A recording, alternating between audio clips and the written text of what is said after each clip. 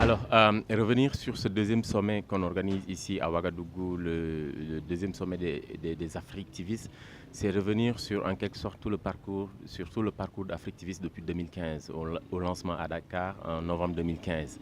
C'est aussi revenir sur l'évolution du réseau qui s'est agrandi depuis 2015. On était 160 personnes de 35 pays. Là, on est 200 de 40 pays. C'est aussi saluer en même temps l'arrivée des nouveaux membres et de ces nouveaux pays-là qui ont bien voulu adhérer avec des comités et des réseaux locaux. C'est en même temps aussi revenir sur toutes les actions qu'on a posées, qui ont consisté à faire du renforcement de capacité, à faire de l'interpellation, de l'engagement comme levier ou vecteur de changement et à faire en même temps aussi du digital comme un canal ou un vecteur de changement dans nos sociétés. C'est en même temps aussi revenir sur l'appel qu'on a toujours lancé qui consiste à dire au gouvernement que les activistes ou les blogueurs ou tout simplement les netizens, ceux qui s'expriment via Internet, ne sont pas des opposants politiques, ne sont pas des adversaires. C'est des personnes qui ont des opinions, qui ont des avis et qui veulent s'exprimer, qui ont leur mot à dire par rapport à la bonne marche de la société. C'est des personnes aussi qui, à un moment donné, ont besoin d'exprimer leur citoyenneté. Et c'est pourquoi on a choisi le thème de ce sommet qui est de la démocratie numérique. Quel mécanisme de collaboration entre acteurs de la société civile et gouvernement. C'est vraiment se poser, les inviter à venir nous rejoindre et nous inviter aussi nos partenaires qui sont les organisations de la société civile, les ONG, les institutions internationales et inviter des activistes comme vous pour qu'on puisse réfléchir ensemble sur comment on pourrait collaborer pour aider nos pays à intégrer et à prendre en compte cette révolution digitale qu'on est en train de vivre. Alors, la définition que moi je vais donner, elle est vraiment personnelle. Je l'ai lue nulle part. Je ne cherche pas non plus à aller voir des définitions qui ont déjà été publiées ou établies. Moi, avec la manière dont ce monde est en train d'évoluer et la manière dont nous, citoyens, nous, individus simples, on est outillés au point de devenir en quelque sorte plus ou moins des médias ou des canaux de diffusion. Moi, je pense qu'à partir de ce moment, on est tous activistes.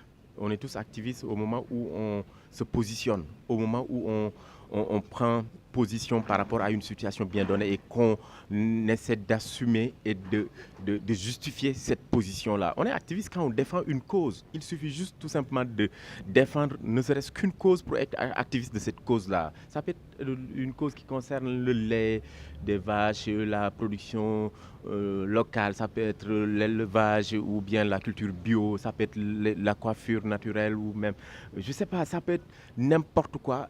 Il suffit que cette cause-là vous est chère et que vous acceptez de la porter pour être activiste de cette cause-là. Donc, cherchons pas à définir c'est quoi exactement un activiste, sachant que tout le monde l'est à un moment donné de sa vie, ne serait-ce qu'en étant étudiant et en allant défendre des causes pour recevoir sa bourse ou je ne sais pas, pour plus de conditions. On est activiste par rapport à cette cause-là. Aujourd'hui, il ne faut pas confondre non plus blogueur et activiste. Nous, la malchance qu'on a eue, et aujourd'hui ça continue de se déteindre en fait, en quelque sorte, et de nous tomber dessus, c'est que quand on parle des blogueurs, on met tous les blogueurs dans le lot des activistes. Donc du coup, quand on voit un blogueur qui parle de marque ou bien qui parle de cuisine, on s'étonne de le voir se réclamer influenceur ou bien brand marker ou bien tout simplement un acteur de personal branding. Il ne faudrait pas qu'on fasse aussi la confusion entre ces profils-là et ceux qui se disent activistes politiques et qui font du blogging et de l'engagement civique à travers les réseaux sociaux, à travers Internet et qui acceptent de porter ce statut-là en s'engageant à travers Facebook ou Twitter pour défendre des causes politiques en rapport ou en relation avec l'administration ou avec tout simplement la bonne marche de la société. Ceux qui ont choisi de parler de foot, de parler de tech, comme Basilian par exemple, ou d'autres qui acceptent de parler d'innovation ou d'incubateur ou d'entrepreneuriat, mais c'est aussi des activistes dans ce domaine-là et sont des blogueurs dans ce domaine-là aussi. Donc il ne faudrait pas qu'on mette tout le monde dans le même sac.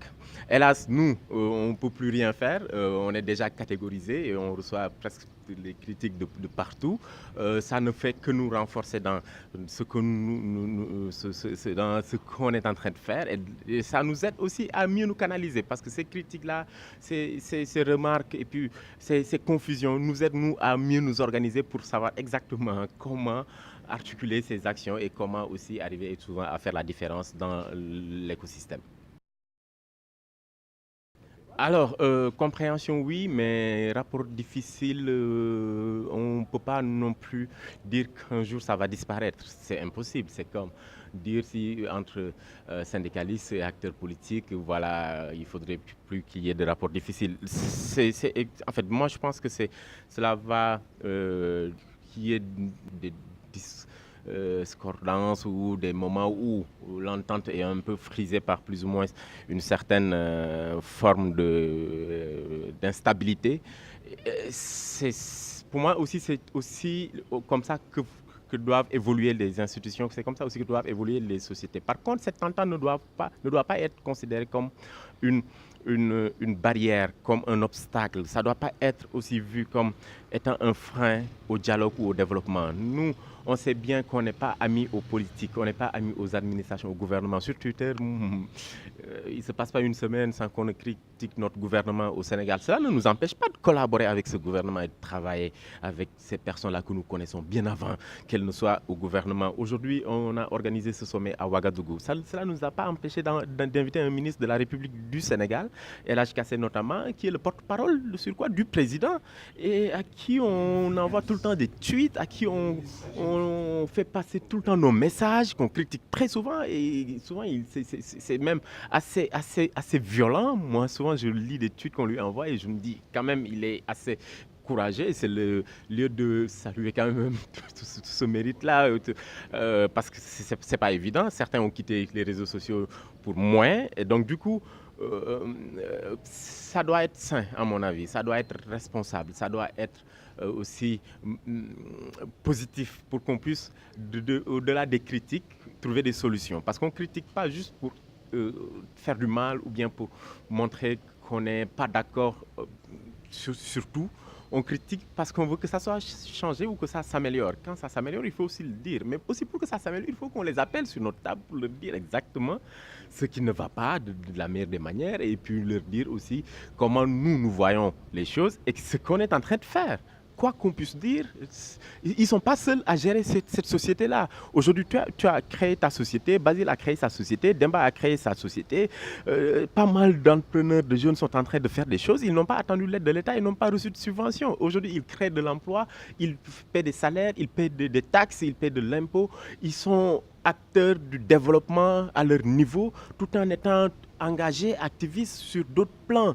Cela n'empêche pas forcément le dialogue et on ne demande pas qu'ils nous financent ou qu'ils nous donnent de l'argent. On demande juste qu'ils comprennent ce nouveau paradigme-là, qu'ils comprennent ce changement, ce bouleversement, qu'ils comprennent qu'on est dans une société dématérialisée et qu'il y a de nouveaux métiers, de nouveaux concepts et de nouveaux profils qui vont naître et que cela doit être intégré dans la bonne marche de nos sociétés et que nous, on est certes plus informés qu'eux puisqu'on a la chance en fait d'être immergés au cœur même de cette révolution-là et qu'on leur passe des tuyaux et qu'on leur dise exactement ce qu'il faudrait peut-être faire pour que nos démocraties et que nos États puissent aussi marquer le pas et vraiment assurer ce pas pour entrer dans cette révolution digitale-là et marquer une empreinte d'une démocratie numérique.